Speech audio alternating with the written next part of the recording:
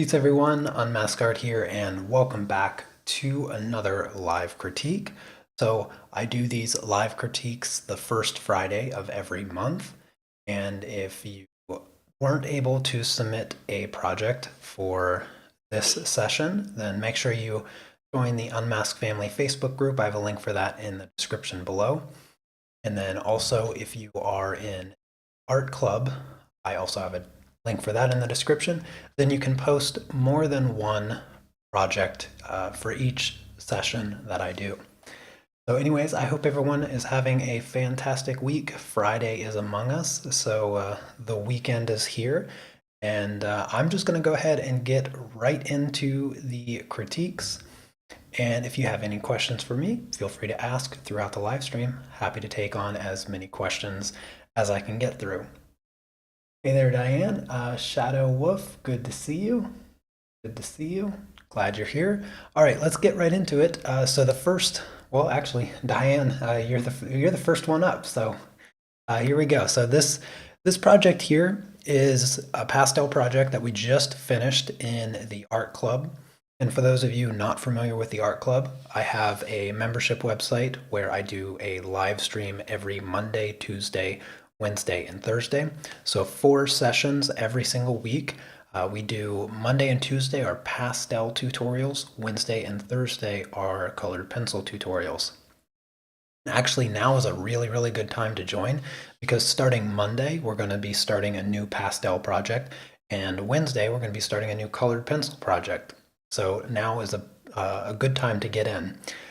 You also have access to all of the previous projects as well. So yeah, this was one of the projects we finished up this week, the pastel project. We did a horse, and I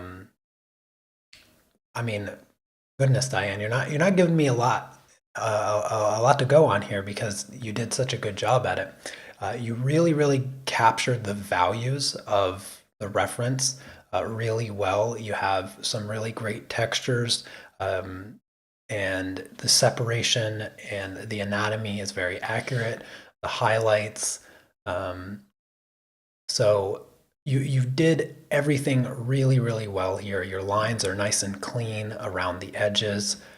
So let's just kind of go into where I think you may have been able to improve just a touch. And like I said, there's not a lot that you can improve on. You did such a good job. The first thing that I notice about your project here, let me just get a color that I think will stand out. The first thing that I notice is that you left a little bit of more of an angular look. One shape that stands out. Is that not blue? There we go. So one shape that sort of stands out to me is this rectangle right here, and then you have this very sharp line right here. This triangle coming down for the shadow on the neck.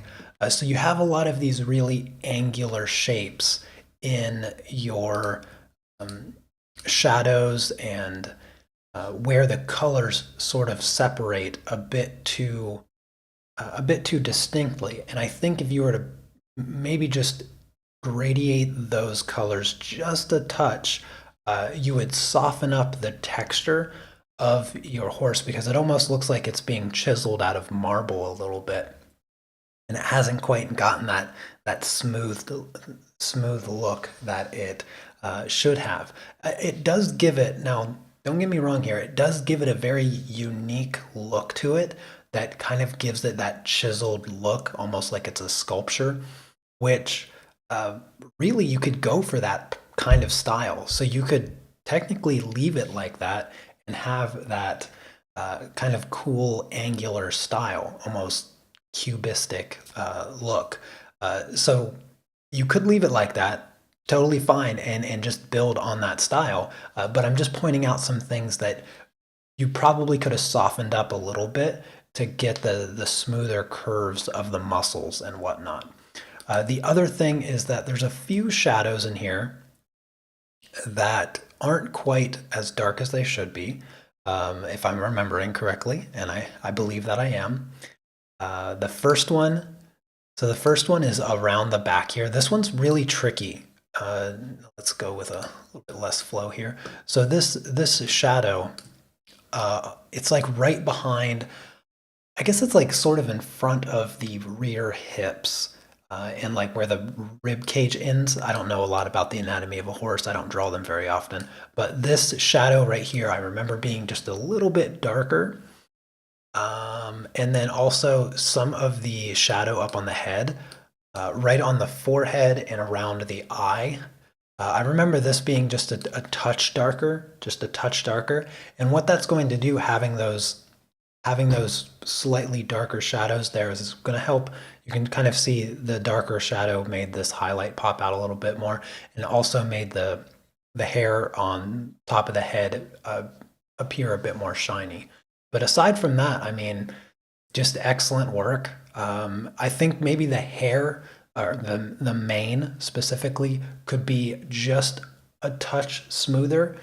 It does look a little bit rough, and if it was smoothed out a bit more, then it'd have that softer look to it. But again, this is a stylistic choice. You could have the rougher looking mane, and it still looks good. It's just kind of a style preference. If you want that smoother, softer look, then it just needs a little bit more blending. But aside from that, you did a really good job. Nice subtlety with the veins and the textures in the skin, where you can see the veins. You didn't make them stand out so much that it looks kind of forced and awkward. They look very natural. And you only really see them when you look for them, which is exactly where you want to be. Let's see. Let me quickly say hi to all the people that have jumped in really quick. Hey there, Dodek, Claire, Shiny, good to see you. Joanne, Ella, Chandri, Marcy, Sneaks, good to see you as well. Cherry, Susan. I didn't miss anybody. And again, for everyone that has jumped in, if you have any questions for me, feel free to ask. But yes, so Diane, fantastic job. You tend to be a little hard on yourself on your artwork, but you did a good job here, so no worries. Next up is Ella, and this is her horse. And I think this is a really good comparison. So looking back at Diane's, you can see that sort of angular look where some of the lines, they just have a bit more tension in them. It's kind of not rougher as in it needs work, but rougher as in like rugged. Like it's like a beefier, stronger horse. And then Ella's horse comes off very soft. It's almost like Diane's horse is a male horse, and it just has that kind of angular, muscular structure, whereas Ella's horse here just feels more feminine. It feels very soft. You can see a big difference in the mane between Ella's and Diane's horse. So Diane's horse has that like coarser, masculine hair, whereas Ella's horse has that softer, like very groomed. I'm actually quite jealous of how your mane looks here, Ella, because I think I wanted that for my horse, and I didn't accomplish that on mine. I have the more angular, sort of rougher looking mane, and I really like your mane here. It's gorgeous. I think where like everything that you've done in this looks really good. I love the light. You have much softer transitions between your colors. I think where you may have gone a little astray here is the edges. And I know this is tough with pastels. The edges could be cleaned up just a little bit, like down here on the belly.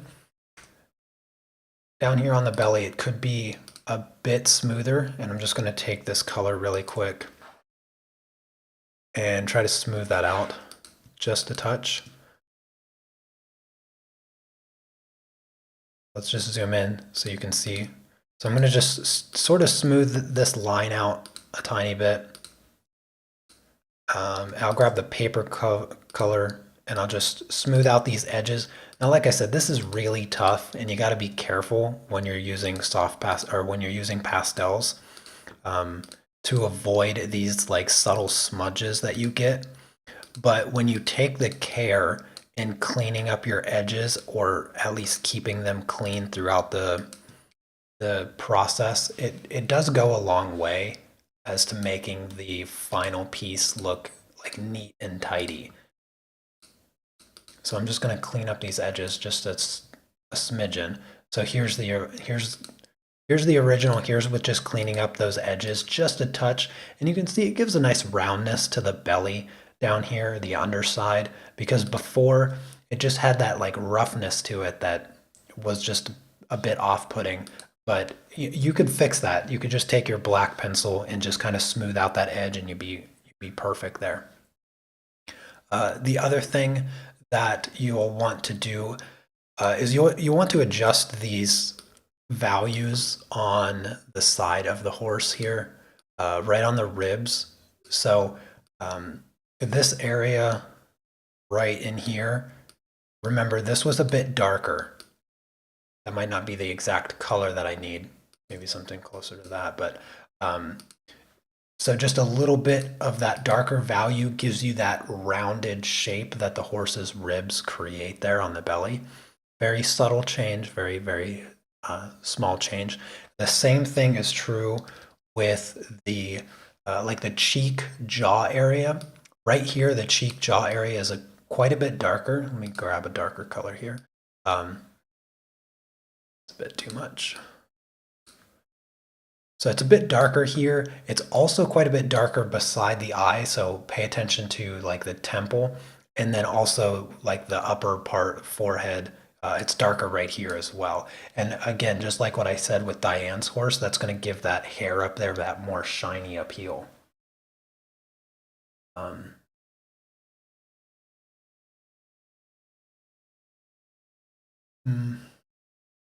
yeah, work on the edges a little bit. That's good. You do want to add the tail. Yeah, everybody's been getting on me. Everybody's been getting on me about where the horse's tail is, and I'm just not convinced that it needs to be there. The mane, like I said, I wish I could take your mane and transplant it onto my horse because I just like the way that it looks so much. It has this really natural shine to it.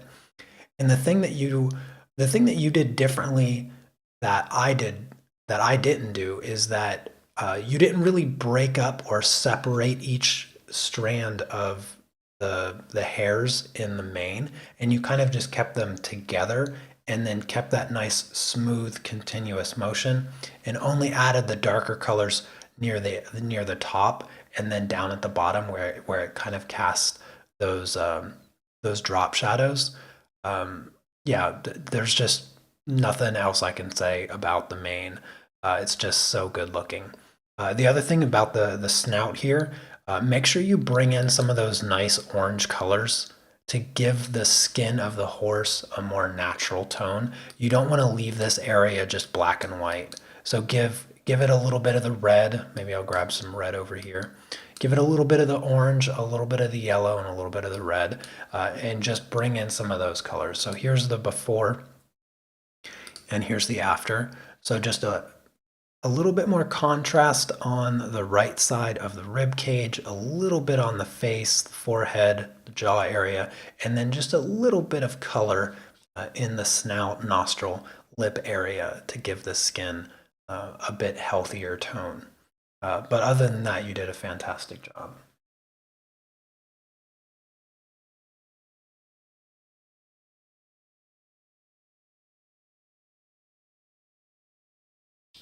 Diane, yours was so Diane, this is colored pencil. I couldn't tell if it was colored pencil or pastel. You didn't label it, so I wasn't 100% sure.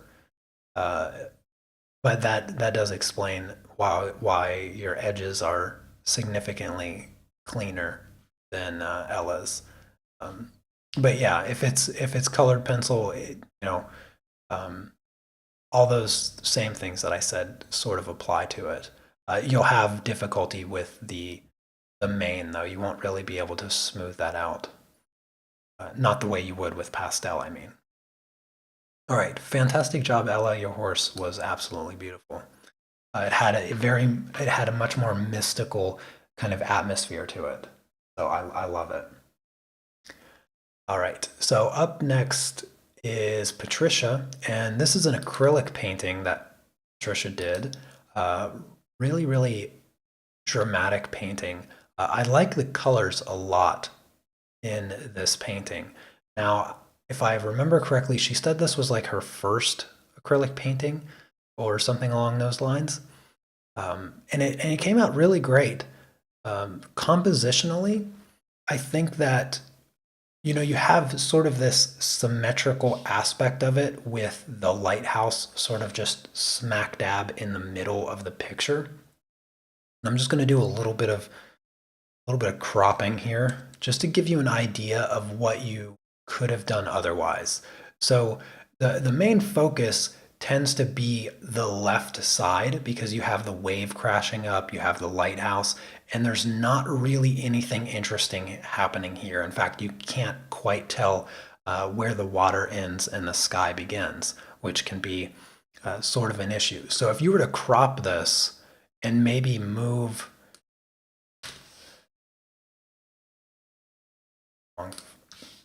So if you were to crop this and move the lighthouse over to the right, and I'm just going to do this a little bit artificially.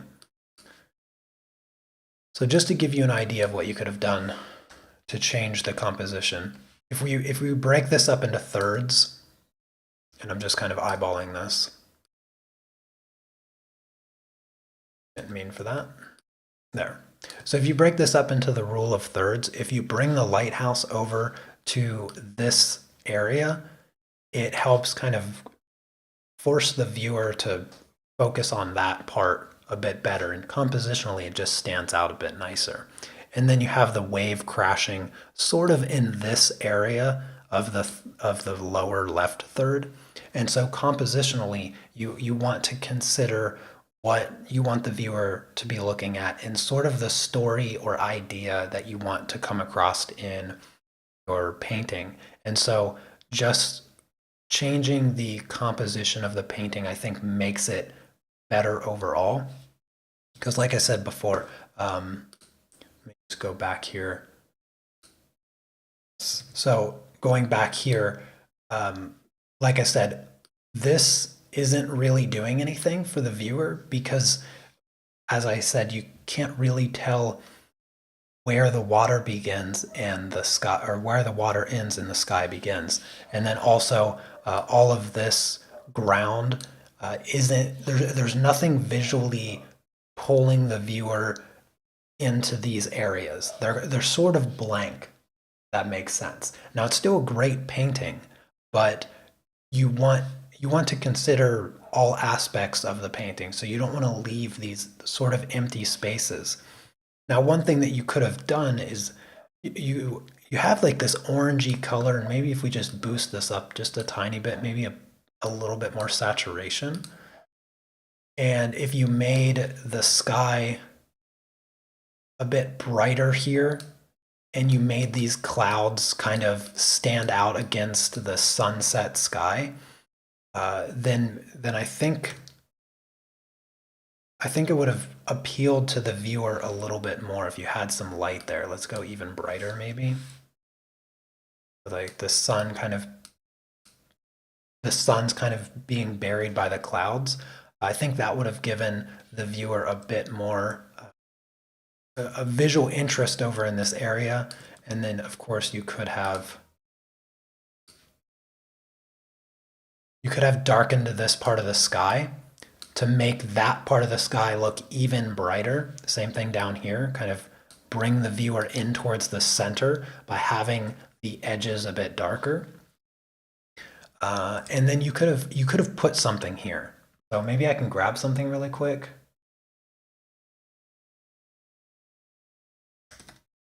Let me see if I can get something to give you an idea of what I mean. Maybe this. Grab this picture. It could be anything. I just grabbed a couple walking. Let's just rotate this horizontally because you want some visual intrigue in these spaces here. you don't want to leave the viewer hanging with nothing to appreciate, right? I'm going to just try to do this really quickly.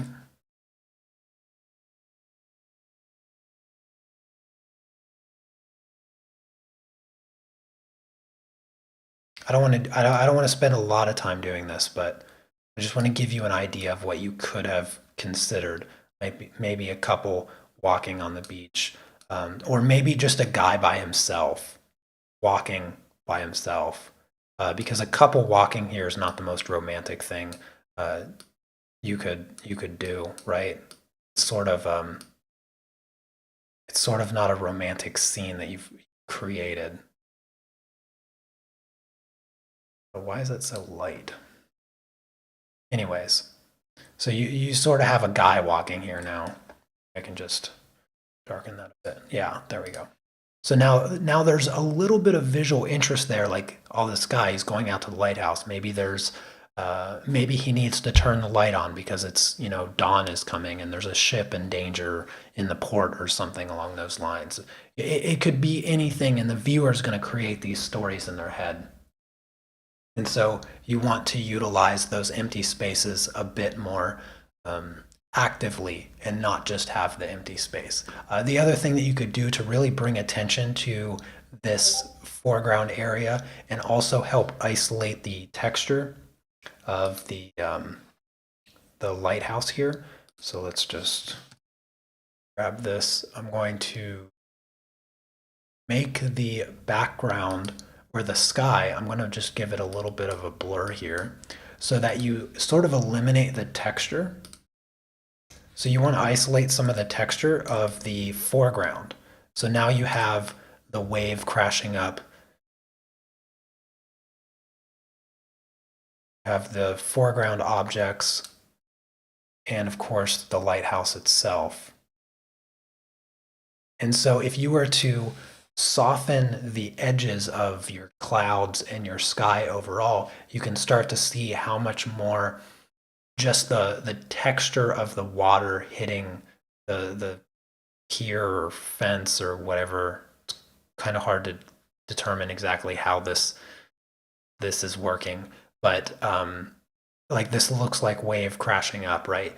And when you have the texture on top of texture, like you have here, that there's a lot of texture left in the sky, it's hard to sort of isolate the wave. The level or the depth doesn't really seem to be different between the water and the sky. So by simply softening the texture in the sky, all of a sudden everything in the foreground stands out a bit more. So try to keep those things in mind. Also, you'll want to, let's grab this color, go a little bit darker, do apply. You'll want to, actually the shadow would be on this side, right? Be sure to make your lighthouse three-dimensional. You don't want your lighthouse to be a two-dimensional object. So just give your lighthouse a little bit of a shadow. Since the light is on this side, what you could also do is utilize the light from, it's not quite as bright as I did, utilizing the light from the sky. Maybe it shouldn't be. I think I know what the problem is.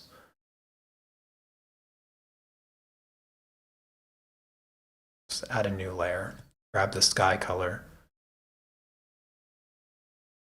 and I'll do lighten screen, soft light. So you can utilize the light source from the sky to give your lighthouse that glow. So here's without it. Here's just that hint of the color of the sky hitting the lighthouse. So these two things make a big difference. You have the shadows and you have the highlight. And you see how flat the lighthouse looks right now just by adding a bit of a shadow, giving it that cylindrical shape and then adding the highlight. See how much more the lighthouse fits into the scene. So anyways, here is the before. Here's what the before looks like, and then here's what the after looks like. So there's a lot of things that you can adjust, just tiny things that make a really big difference. My apologies if I missed anybody's question. If I happen to miss anybody's question, feel free to ask it again. Also tag me in the chat so that it highlights my name.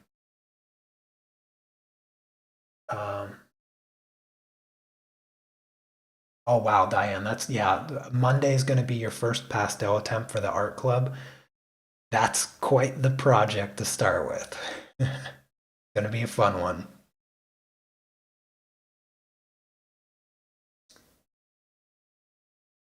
Alrighty, let's move on to the next one. Good job, Patricia. Very fun painting. Next one is Tina. And this is actually a tutorial, a dog portrait that I did a few years ago that she must have come across and wanted to do. And it's really good. Like, I like this look a lot. And I like the color of paper that you chose to do it on as well. The color of paper works really well with the colors in the tongue. And you mentioned that you sort of got lost in the hair, which is really surprising because honestly, I love the way the hair looks. These separations, the clumping that happened right in between the eyes, and as this area, you did flawlessly. Like, it looks so good. I think there's only two things, maybe three, maybe four. Okay, there's like four things that I think you could do to improve this, and they're very small things. Like, they're not big giant things. The first thing is that I feel like you left too much of the fur brighter than what it should be. Let's see here, it's sort of this grayish color, but I feel like it should be more of a tan.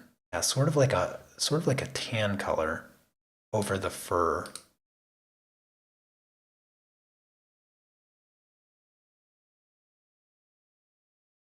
Not that much. Not sure which, maybe try darken. Yeah, I feel like the fur, when I did this portrait, now like I said, it's been a few years, but it wasn't this bright. The fur didn't seem this bright, so there's like this brightness to your fur that the original just doesn't have, and it makes all of the textures that you put in here sort of stand out a little bit more than they should. And that's, as far as the fur goes, that's it. Like, other than that, all of the textures, the eyes look amazing. It's just the light part just feels too light. Just feels too light. And so you got to be careful with that. Adjusting the colors too much and being too bright in the highlights or in the midtones in this case, when your shadows are really rich and dark. You could probably add some more like golden chocolate brown colors in here as well, for some of those transition of colors. So there's a lot of those transition spots that I think that you kind of kept too bright, and that sort of messed with the overall color of the fur. And so if you made those adjustments, I think it would just look perfect. And I think you can just add that color right on top. The other thing, so the two of the four things that I was going to mention are sort of two in the same.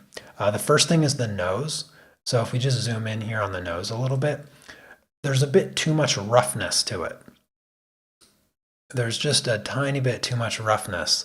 And if you remove some of the texture, and I don't even know if I'm doing it, there we go. If you remove a little bit of the texture, those areas where you add texture to get that kind of bumpy texture of the nose, it's going to make the nose look just better.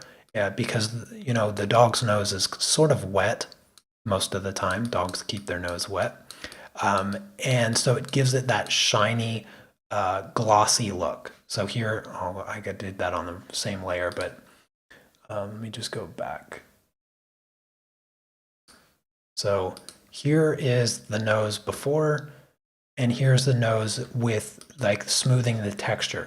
And you see how it has that shinier dog-like look. So here, before and after, but I left some of the texture. So you didn't lose the texture, you just got a little bit of the gloss.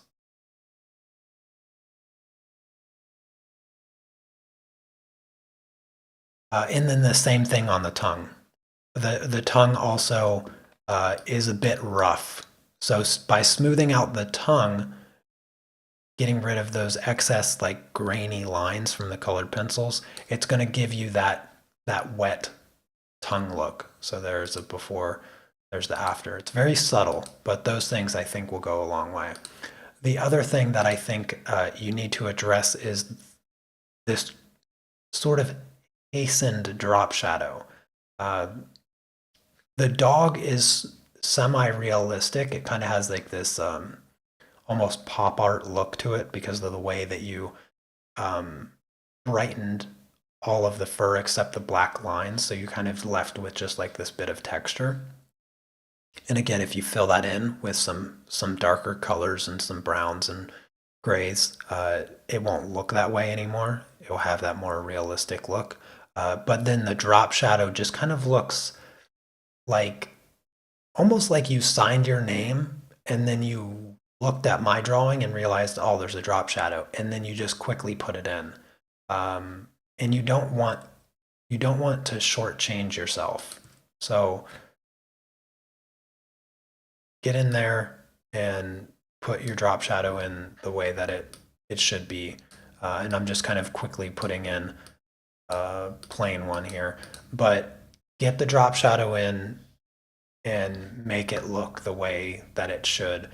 Because right now it's just like some light layer with the pencil, and you can clearly see that it's just pencil laid down in a very, very directional way, which is texture competing with the texture of the dog. So you don't want the drop shadow to compete with the dog. You want the drop shadow there to help make the dog stand off the page, not kind of sink into it. But other than that, like you did a really, really good job. And I love your fur. All of the texture, I don't think you got lost at it or lost in it at all. I think you did a perfect job at it. You just need to adjust your colors now. Alrighty. Up next is Joanne, and she also did Scarlet, the dog here. And Joanne, this is your dog, right? Is this your dog or is it Tina's dog? I can't remember. It's someone's dog. And so here's a good example of the drop shadow, the way that it should look. It looks like an intentional drop shadow, where on Tina's it didn't quite look intentional. It kind of looked like either forgotten and sporadically put in, or just forgotten. And so your drop shadow helps the dog kind of stand off the page a little bit more. And you have more color here. So you got the nice texture, you have these separations of these hairs, the kind of the tangled look between the eyes. And I'd say that in comparison, and I don't want to compare your work, I don't want to compare your work as like, say, this person's better than this one, in no way. But to give you a good example, you can see a bit more clarity in the texture of the fur around the eyes in Tina's than you have here. And I don't know if that was a stylistic choice, if you wanted to do it a bit more simple. This drawing actually, for some reason, it feels like it's a bit smaller of a drawing, simply due to the thickness of the colors around the eyes. You must have been coloring it kind of a bit smaller. But you got the colors really good. I like the colors. It looks like you may have struggled on the tongue a little bit, because the tongue kind of looks like it's a purple tongue highlighted with like a pink. Whereas you wanted you wanted to make sure you had that crease, that crease down the center of the tongue is kind of something that your tongue is missing. And if you had that crease, it would look a little bit less like, I don't know, it kind of looks like a creature. Uh, I just have to do this, but if I rotate this, I don't know what it is. For some reason, the tongue just looks like it has two little eyeballs. Two little eyeballs, like right here, here. And it looks like it's some kind of weird creature thing screaming, like, ah! And then it has a tongue. Yeah, the tongue has a tongue. Ah! That's what I see when I look at your tongue right now. It's this weird, creepy thing. So you got to be careful with those kind of shapes sometimes. Let's see. The other thing that you want to be careful with is these unnatural patterns, and this is tough in fur and in nature and everything like that. You sort of have these very clear separations. Where's my mouse? So you see how the fur, it just kind of creates this weird unnatural stripe here. There's like these really distinct stripes, and you have to be careful with that because unless the dog actually has a stripe, and if I'm remembering the reference photo, 100% doesn't have a stripe,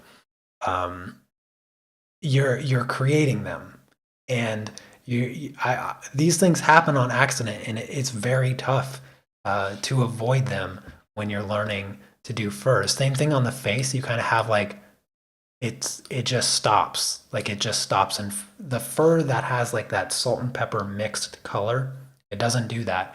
It fades, so you'll have like some of these brown strands of hair coming into the white parts, and it will be uneven, and there won't be such a distinct separation of colors. So you got to be careful with that. Other than that, it's really adorable. You did a good job. The colors are good. You have the right colors, and you have the colors of the fur really good. You got to be a little bit careful with the tongue. Don't make it look like weird amoeba monster. And then make sure you don't give the dog stripes that it doesn't have, because right now it sort of has those stripes. Yeah, the dog is super adorable. Good job, Joanne. All right, Joanne's next entry is this. And a number of you probably recognize this because this is project 3. I believe this is project 3 of my Intro to Pastel course. And when you submitted it, I was like, oh, that looks just like my pastel painting. You did a fantastic job with this. The colors, everything are really, really good. Spot on with the colors. I don't know if you used the exact set that I did, but it looks like you did, because this looks almost exactly like my pastel painting that I did for the Intro to Pastels. Speaking of which, if you want to get the Intro to Pastel course, you can find it on my website. I think I have a link for the Intro to Colored Pencil course in the description. But you'll find this on my website as well. A few tiny little things that you can that you could have done differently with this project. The first thing is your cloud shapes. So it's kind of funny because what I was talking about with your dog is those unnatural transitions causing those stripes in the fur. It's that sort of intuitive aspect of creating where you have to make something look natural by avoiding pattern, which is really hard to do. And you sort of see the same thing in your pastel painting here with your clouds. So if you look at the clouds, they all feel almost like they're the same cloud like stamped in different parts of the sky. And so you have to be really, really careful with that when you have these sort of repeating shapes in your clouds. The other thing is that you definitely want add. So you want to add that variety to your cloud first off. You want variety of shape. The other thing is don't be afraid to come in here and make a little bit of highlight on some of the clouds. You want a little bit of highlight. And sometimes when you go back and you add that little bit of a highlight, you're going to have have that opportunity to sort of adjust the shape of the cloud so that they don't look the same. So if you were to come in here and just sort of adjust the shape of the cloud a little bit and add a sprinkle of highlight on it, all of a sudden that cloud looks less like the one next to it, and you're going to have those diverse shapes so that it doesn't look like the same cloud stamped on the sky. The other thing here is that you want to clean up the edges of your distant hill / mountains. You want them to have not like a perfectly crisp edge, but you do want to make sure that the edge is distinct enough so that that stands out from the sky, something like that. And then also the transition here. Careful with your transitions. You don't want your transitions to be when they're in the distance like that, the transitions aren't so crisp and clean. So having a bit of these darker colors kind of come in here and creating a little bit less edge, a little bit less of an edge between those transitions, that will help the smoothness. And then again, with that repetition of pattern, you sort of see that with the leaves on your trees and in your grass in the foreground. So the leaves, if you look at the leaves, so I'm going to sort of blow the shape up here. So it's, maybe I can grab the color. Oh, there we go. So all of the, I would bet $100 that you're right-handed because of the direction that your leaves go. All of your leaves go this direction. All of the highlights, they all go like this. And leaves aren't highlighted like that. Leaves don't always highlight in that same direction. So $100 says you're right-handed and you went like this with your highlights on your leaves because they all have that same direction. And an average viewer of artwork probably won't pick up on that. But someone that's analyzing it and those patterns, see, the way that I look at pictures and artwork and stuff is I either identify patterns that I can use to replicate texture, or I recognize the lack of pattern and I do my best to avoid creating one out of nowhere. And what you've done here is you've created a bit of a pattern with the not the placement of your highlights, but the look of your highlights. They all have that dashed line in the same exact 45-degree angle. So you want to be careful with that. The best way to do that is when you're adding highlights, turn your hand to unnatural directions. So tap and turn your hand. That way you're going to get a line that looks like this. You're going to get a dot. You're going to get lines this way, this way, this way, and it's going to look like this, as opposed to the repetitive dashed line that all looks the same. You are right-handed? Okay. And then, of course, the same thing with your grass here. Have a bit more variety in the direction with your grass. So based on the direction you did listen to my instruction for this project. When doing grass, you start at the bottom and you flick up. Based on the texture of the line, I'm saying that you are flicking up and you're not pulling the grass down. So you're doing good that way.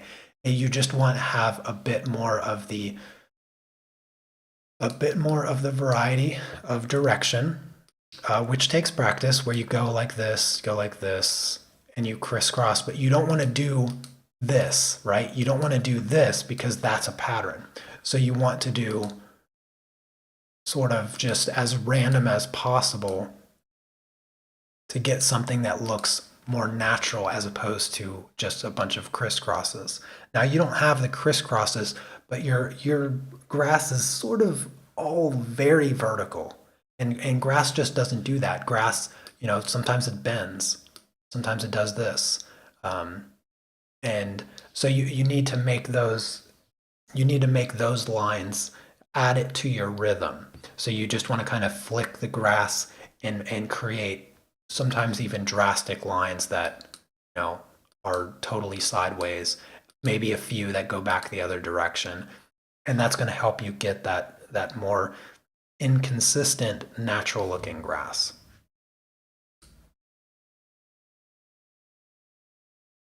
Other than that, the water looks great. Yeah, I really, really like the way your water came out. Yeah, it looks really good. Nice, kind of muddy river look. And the little sparkles on top are perfect. I wouldn't do any changes with that. Um, this tree looks like it's missing a tree trunk, though. This tree just looks kind of like it's floating. But, maybe there's floating trees in your universe. A few of your trees, now that I look at it, sort of look floaty. No big deal. You can have floating trees. I'm not going to ding you on floating trees. All right, next up is Dodek. Just can't seem to do landscapes and especially trees. Trees are very tricky. Yes, yes, indeed. Trees are very tricky. Oh, hey there, Georgina and Mache. Good to see you. All right, so like I said, Dodek is up next. This is actually a project he asked me about just a few days ago, about which colors to use for the flower. And I pulled up the reference photo, partially because he shared the reference photo. And I did, so he posted just the normal colored photo. And I went ahead and just quickly turned it black and white and then gave the flower, gave the flower the colors that he wanted to put. And first off, beautiful job on the drawing. Very, very clean, very, very accurate look, especially on the shirt. The shirt looks straight out of the 80s with those like weird geometric shapes. So it's just kind of like random geometry happening down here. And I like that you were able to pull off the shirt pretty well in comparison to the reference photo, because uh, it can be really tricky to just draw random shapes. It's much easier to like draw a cup, or draw I don't know, draw a cell phone. Yeah, this is my cell phone. No smartphones for me, because you're familiar with the shapes, whereas doing random geometric shapes can actually be much harder than drawing something like a cell phone or a cup, where the shapes are very distinct. Now, like I said, you did a really, really good job here on the accuracy, the drawing, and everything. Now let's talk about where you can improve. And it looks like Tommy there has pointed it out. There is a misbalance in contrast. So the number one most important thing about your art in general, the most important thing is not color. It's not line accuracy. It's not subject matter. It's not even skill. The number one most important thing is values. That is the most important thing. You can have a beautiful drawing such as this. This is a very beautiful drawing. I'm not saying it's like bad or anything. But what you want to make sure that you capture the best, and what's going to make your work stand out above many, many good artists is the values that you use to create it. The first thing is with your portrait here, I sort of want to get rid of the reference photo so it's not distracting anybody, but I'm going to just leave it up there for now. Is you have to ask yourself, what is the most important thing and how can you make it stand out? And I think one of the greatest the greatest improvements in your drawing here is actually just going to be darkening the background. Brush. Is it me or is that not doing anything? Oh, I'm on the wrong layer. That makes sense now. All right. So the biggest thing that's going to improve this drawing is just having the background darker. And I'm not even talking about as dark as the reference photo. I'm talking about, I'm only talking about darker than your main subject here. Because if you were to darken this background so that your main subject stands out to a greater degree, it's already a thousand times better. Because now everything that you want the viewer to be focused on is what's showing up the most. So with this level of contrast difference between your main subject and the background, you sort of get lost. It sort of just fades into the background and everything feels very flat, kind of two-dimensional. But when you increase the contrast difference between the background and the main subject, immediately your subject pops out much, much more. And that's aside from the fact that there's not enough values, not enough dark values in the skin. That's completely irrelevant because just by doing the background, you're a lot less distracted by how flat the skin in the face and the hands are. So just by doing that, the improvement is quite substantial.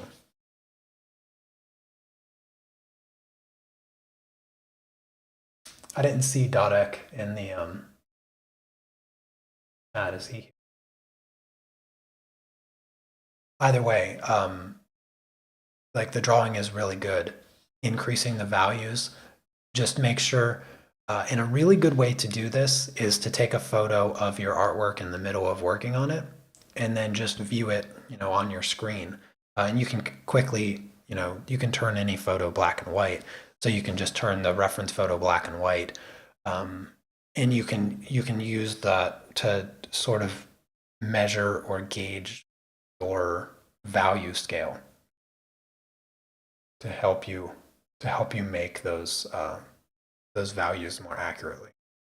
And then, of course, we can see when doing graphite portraits, the absolute most common mistake that I see is that people always make the skin like 10 degrees lighter than what it should be. If you have the skin covered with the correct value, and then you use your darker values to create the contrast changes, when you switch to your bright colors, like so, if I wanted to bring out the cheeks, if you switch to your bright colors, and the way to do this is actually just using eraser, all of a sudden the textures and the dimension of the face and of the portrait stand out significantly. So by going darker on the skin overall, you can always lighten it up with an eraser, but it gives you that really good middle ground to go to work in both directions. So you kind of want to start with a medium tone for the skin and then bring your highlights out of that, and then also push your shadows back. So that's going to help you a lot with the skin.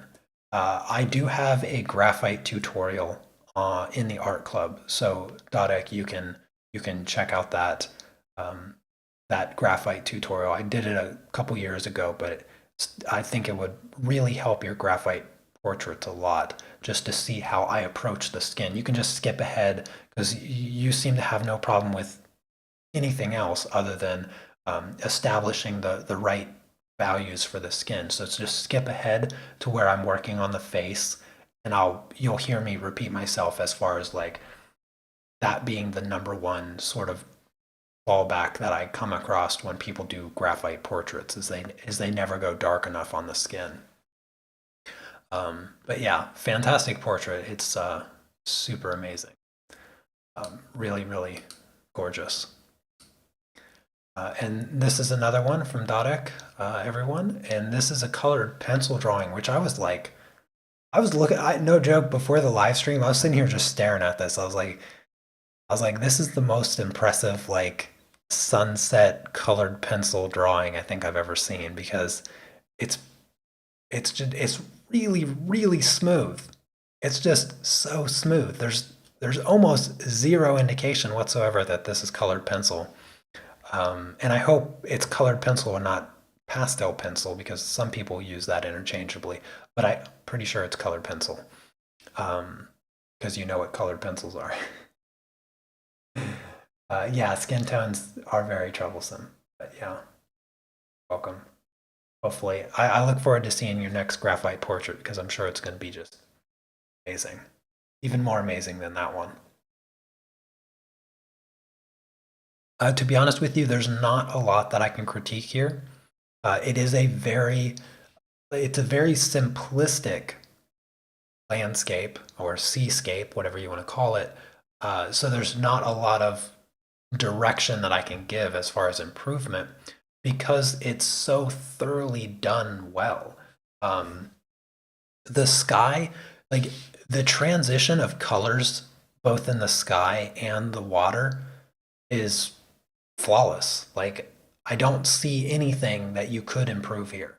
Uh, like artistically speaking, the composition is very clean, very symmetrical. So there's not really anything there. Now, as far as the water goes, you did really good at capturing the subtlety of the texture as you get farther away. That's something that is probably most impressive. Is you can see the texture up front is it's wider, it's bigger, and as it sinks back, it gets smaller and smaller, and then back here you can't see it at all. And that's exactly the way it's supposed to look. Exactly the way it's supposed to look. Um, I would say, like, if you wanted to do something interesting, you could put something in the water. Give yourself literally any object. It could be just a buoy. A buoy. I don't even know if I want to do this. If I want to do a buoy. Um, but if we just had something sticking in the water here, and then zoom in a little bit. So if we had a little buoy here, I don't know what buoys look like, and then a little bit of a shadow coming off of it, right? Because things in the water would have shadows. It gives you something. It gives you something else to look at, right? It's not drawn very good because I'm doing it with a mouse, but you see the idea. The idea is to put anything else into the image to give it something more. Because the sun going down, as lovely as it is, and as well as you were able to capture the lighting here, as a piece of art, I think viewers going to want a little something to hold on to, something in the water, even if you just, I don't know, threw in like a bird, few birds in the distance. I mean, anything to give the viewer a story or a message or anything. So, you're thinking about the bird? Yeah, yeah, yeah. I wouldn't go black I pulled this deep red color. I'm using this deep red color because I think that's going to give you much more natural look, as opposed to if we were to go black, you can see just a bit too much contrast there. Um, but you could probably get away with it with pencils. Um, but yeah, literally anything in the image. Uh, for some reason, I don't know why it just feels like this is an island over here, and if you brought it out, you little trees or whatnot, just scribbling some stuff, and then you have like this orange. You use this orange for the sort of the coastline for the island, and just create a little bit more, a little bit of something. I think that would go a long way also. Just, yeah, I'm just sort of building on what you've created here because it's already like so thoroughly done. So just consider stuff like that maybe in the future. Yeah, the details are fun to kind of play around with. But other than that, I have nothing to say about this because it's too good. There's nothing I can do, nothing I can do for you there. Um, oh yeah, space station in the back. Yeah, that'd be cool. Something in space. It's a cool idea. All right, up next is Marcy, and I only have 2 projects left. Um, Marcy did this with colored pencils. I love the style. It has that. I'm having a difficult time placing the era, but it almost it almost reminds me of like a Rembrandt a little bit, sort of Renaissance-esque style with the skin tones, kind of that faded pale skin tones. It's sort of hard to believe that this is even colored pencil because it really does look a lot like a painting. Now, a few things. I really like the use of complements here. I like the green sort of blending into teal. I would have liked like the green down here feels a little bit different than the green up here. I feel like it should have been more visually blended. But I like the complement. I love the red color. Red is my favorite color. So kind of a sucker if you use red. I like the outlining. Now, I was looking at it for a while and I wasn't quite sure if the outlining was trying to make sure that all of the features showed up, or if it was supposed to be sort of that outlined look, not necessarily cartoon, but kind of pop art look where it has that outline. Because I really like the outline. I do. I love the outline, the outline on the broomstick. You can see the threads. I'm not sure what that's called. The shirt and the thingy that ties here.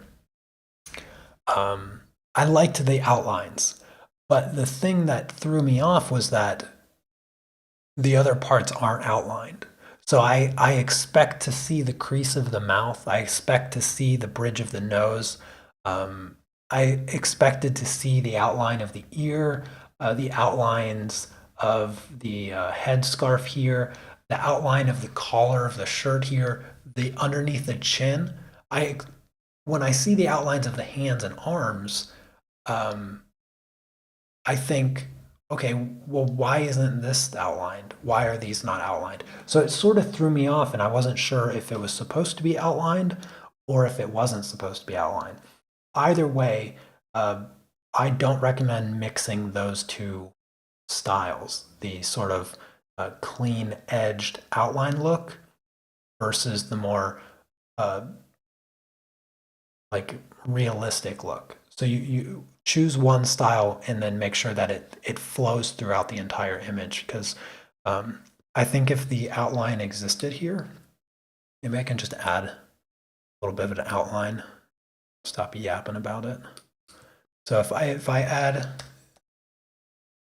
the outline to the jaw here, and maybe outline to the ear.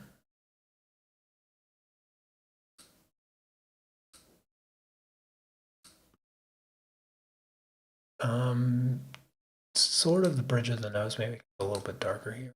The nose sort of looks like it has an outline, but not quite distinct enough. The lips, let's go darker. So the crease in the mouth, and then I can't really see, it's sort of dark, but just add a little bit of a line. Some of the creases here in the scarf, and yeah. So there's the outline on the ear, the scarf, and it makes it just a bit crisper and clean. I guess I could do outline on the collar of the shirt here. There's a little bit of an outline, but it's not quite thick as the other ones there on the collar. But I just feel like it looks better with the outline. Just stands out more.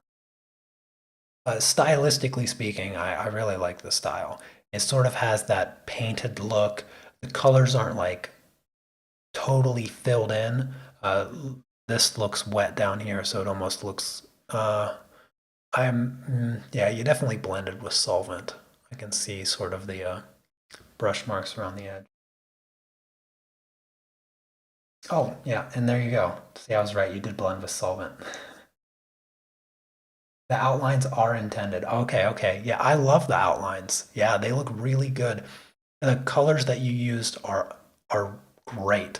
I love the touches of pink here, like on the elbows, the tips of the fingers, right here on the wrist bone. The skin tone here on the forearms looks a little bit different than the face. The face kind of comes off a bit whiter, a little bit more washed out, and then you sort of have this bright pink cheek, and then the bright pink lips. A little bit on the tip of the nose with the touch of pink.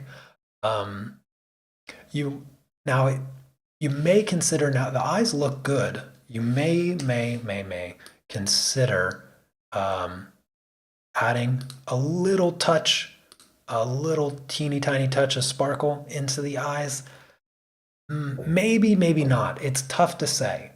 It's tough to say because to be honest with you, I kind of like the dull look of the eyes. Maybe just one speck, maybe one highlight in the eye, not on this eye, but just this eye, just to give it a tiny bit of a shine, possibly.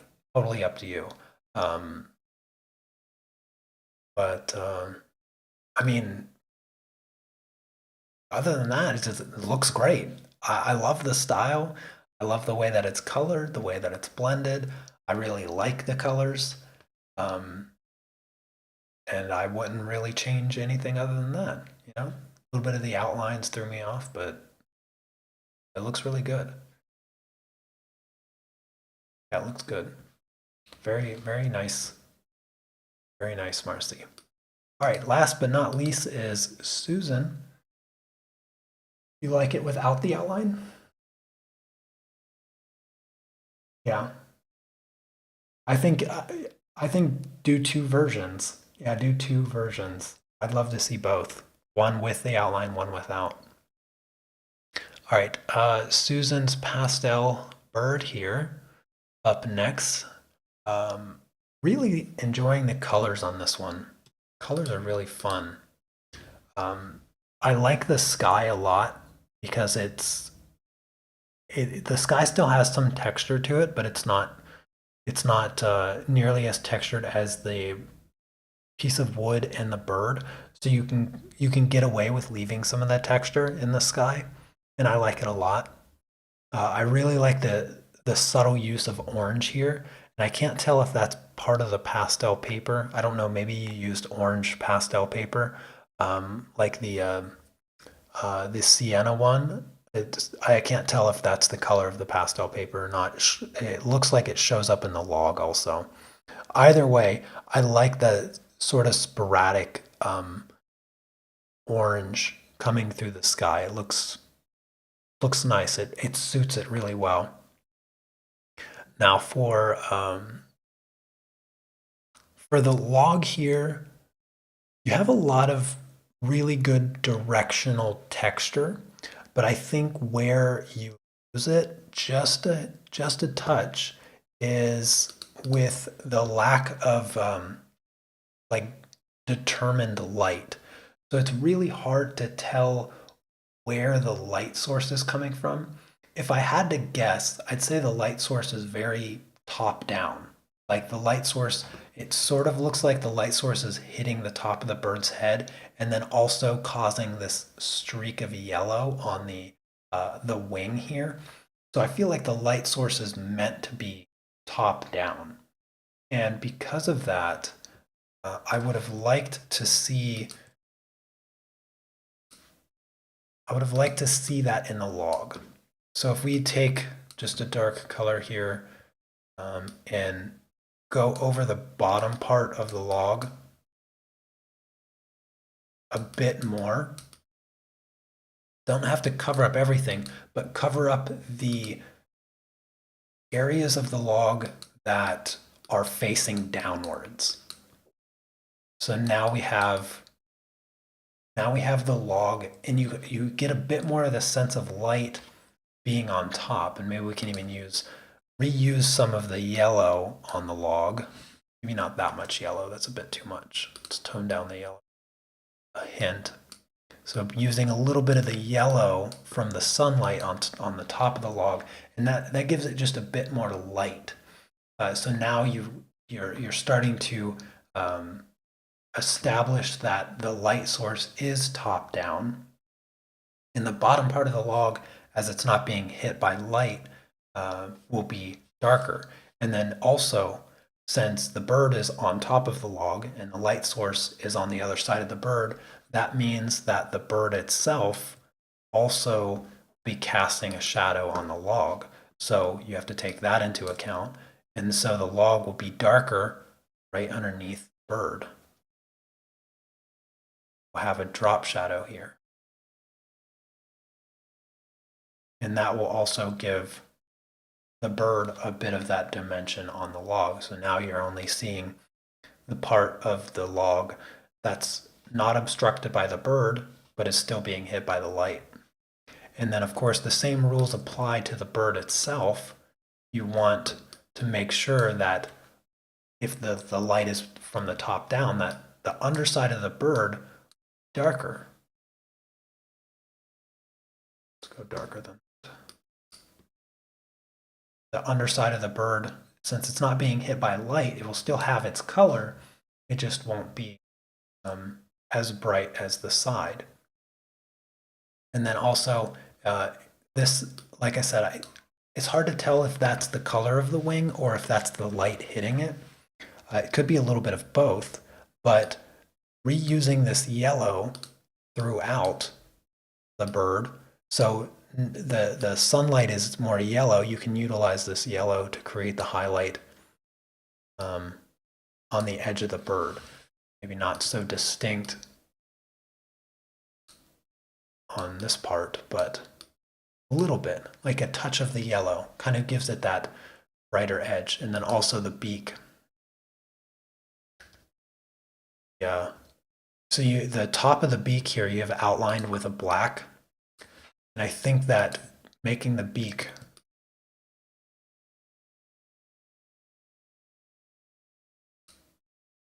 brighter, I guess, grabbing just a color from the sky.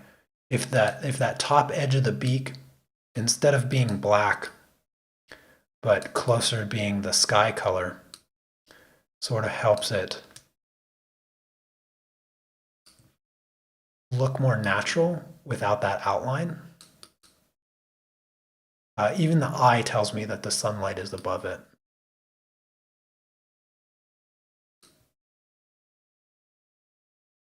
Something like that.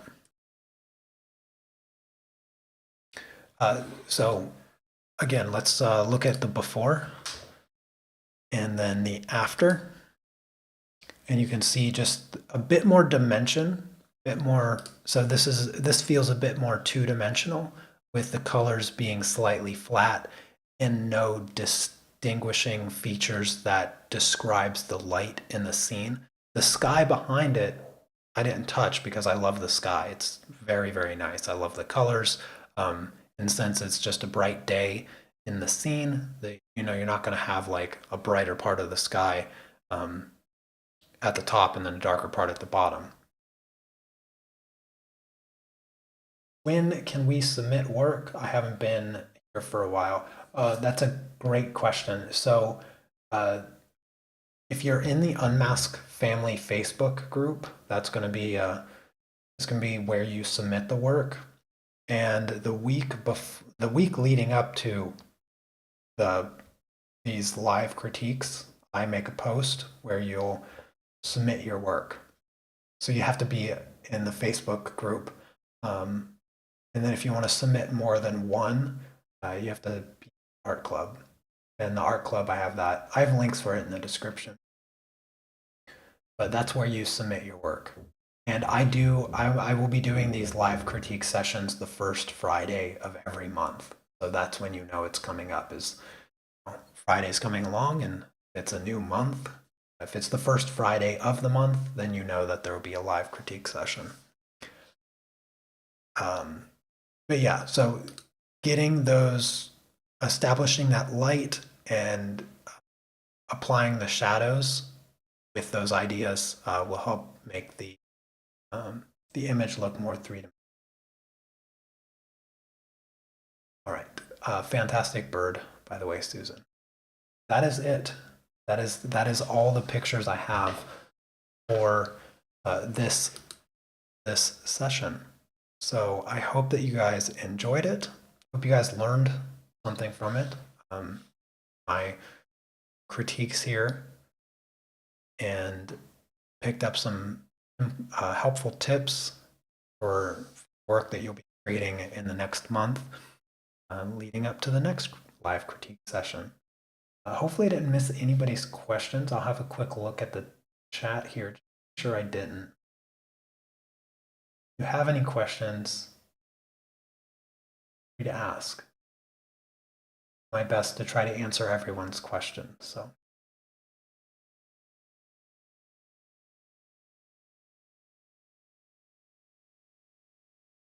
Alrighty. Don't think that I missed any. I got all of the questions.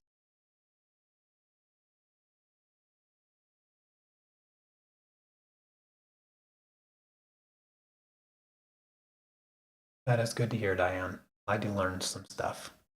All right, everyone, that is going to do it for today. So again, enjoyed it. Hope you learned something. And remember, if you want to learn more pastels, colored pencils from me, join the art club. You can sign up for annual membership and get 2 months for free. So that's always good for both you and me. Sign up for a year. Like I said, I do the live tutorials Monday through Thursday. So it's like a minimum 4 hours a week, but we usually go over, right? Everyone, all the art club members in chat right now, it's usually more than 4 hours a week. And of course, you can join the Discord also. So when I'm doing the live sessions, you can actually talk to me while I'm doing the lessons. You don't have to type to me. And then, of course, if you're in the Discord, we already have a very active group of people in there posting the work, asking questions. I'm always in Discord. So whenever you post something, whenever you ask a question, I get alerted immediately. I do my best to keep up with all the questions and everything. And so I'm almost always on Discord. So it's a good place to be. And I have Discord integrated to the art club. So when you sign up for the art club, you'll get access to the membership access in Discord. although you don't have to be an art club member to join Discord. But yeah, thank you all so much for coming by and hanging out. I appreciate it. I hope you have a fantastic rest of your Friday and a great weekend. And I'll see all of the art club members on Monday when we start our new uh, Still Life Pastel project. All right. Have a great time and see you next time. Take care.